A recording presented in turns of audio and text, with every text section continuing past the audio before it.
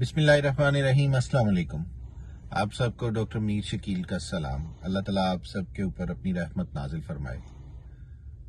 पिछले दिनों कनाडा का एक रेस्टोरेंट टिम हॉर्टन्स के नाम से इधर फेज 6 में उसकी ओपनिंग हुई और माशाल्लाह माशाल्लाह से उसने अपना पूरी दुनिया में पिछले काफी सालों का रिकॉर्ड तोड़ दिया। बड़ी हैरान कुन बात, पूरी दुनिया इस पे परेशान कि एक तरफ तो मुल्क दिवालिया हो रहा है और दूसरी तरफ पाकिस्तान के लोग एक रेस्टोरेंट की ओपनिंग में वर्ल्ड रिकॉर्ड ब्रेक कर रहे हैं। बहुत सारे जो सोशल मीडिया सारिफीन हैं उनकी चीजें सामने आती हैं तो उन्होंने कौम को दो हिस्सों में तकसीम कर दिया। एक वो लोग जो कि अपनी जरूरियात जिंदगी आटा चीनी वगैरह के लिए लाइनों में लगे होते हैं, एक ट्रक आता है और वो लाइन में लगे होते हैं और अपनी जरूरियात जिंदगी वहां से पूरी करते हैं। और दूसरी तरफ एक लाइन नजर आती है जो कि एलीट क्लास की है, जो कि सिर्फ एक कॉफी का कप खरीदने के लिए शायद 2 से 3 घंटे की लाइन, मेरा ख्याल है कि इतना टाइम लगा होगा उस लाइन में खड़े होके वो सिर्फ एक कॉफी के कप के लिए। इस पे बड़ा हैरान कुन हूं, क्या एलीट क्लास के पास इन चीजों के लिए बहुत ज्यादा टाइम है? क्या इन ब्रांड नामी चीजों के लिए एलीट क्लास के पास बहुत ज्यादा पैसा है? गरीब की कोई परवाह नहीं है। इस्लामिक सोसाइटी जो थी, इस्लामिक सोसाइटी में गरीब और अमीर के दरमियान एक बैलेंस रखने की भरपूर कोशिश भी की गई और उसके लिए अपनी सारी चीजें बता दी। ज़कात का निजाम राइज किया गया कि अगर गरीब है, उसके पास खाने पीने की जरूरतें पूरी नहीं हो रही, तो अमीर अपने हिस्से का इतना हिस्सा जो कि अल्लाह ताला ने तजवीज किया, अल्लाह ताला ने बताया, अल्लाह ताला ने हुक्म दिया कि इतना हिस्सा अमीर अपने हिस्से माल का निकालेगा, अपने माल को पाक करेगा और वो हिस्सा गरीबों की फलाह के ऊपर खर्च होगा। लेकिन अब आजकल ऐसा नहीं हो रहा। मुल्क दिवालिया होने जा रहा है और लोग टिम हॉर्टन्स के रिकॉर्ड ब्रेक कर रहे हैं। क्या हमारा मुल्क अब वाकई दो हिस्सों में बट गया है? एक हिंदुस्तान, जब हिंदुस्तान की तकसीम हुई तो दो कौमी नजरिया पेश किया गया। दो कौमी नजरिए में यह कहा गया कि हिंदू और मुस्लिम एक ही जगह पर नहीं रह सकते।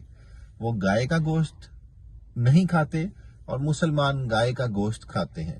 तो इस नजरिए की बुनियाद एक रखी गई जिसमें हिंदुस्तान की तकसीम हुई। क्या मुल्क अब इस तकसीम में जा रहा है? एलीट क्लास और गरीब क्लास। एलीट क्लास को बिल्कुल परवाह नहीं रही। मैं समझता हूं कि पाकिस्तान की गुर्बत में जितना हुक्मरानों का हाथ है उतना ही इस एलीट क्लास का, इस ब्रांड कॉन्शियस नेशन का रोल है। उन्होंने गरीबों की फलाह के लिए अपनी ज़कात के पैसे नहीं निकाले। आज सब अपने अपने गिरेबान को झांक लीजिएगा।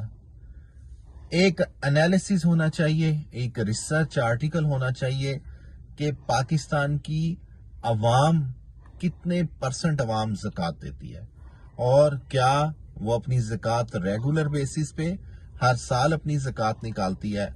मेरा ये दावा है, मेरा ये पूरा ईमान है कि अगर पाकिस्तान के उस बंदे पर जिस पे ज़कात लागू है और वो अपनी ज़कात निकालते हैं तो पाकिस्तान कभी दिवालिया नहीं हो सकता। यहाँ पे गुर्बत कभी नहीं हो सकती, यहाँ पे कोई भी भूखा नहीं सो सकता। लेकिन ये एलीट क्लास, ये ब्रांड कॉन्शियस पीपल इस मुल्क को दीमक की तरह चाट रहे हैं। सिर्फ एक कॉफी का कप, टिम हॉर्टन्स के कॉफी का कप पूरे सैलाब ज़दगान के ऊपर भारी हो गया।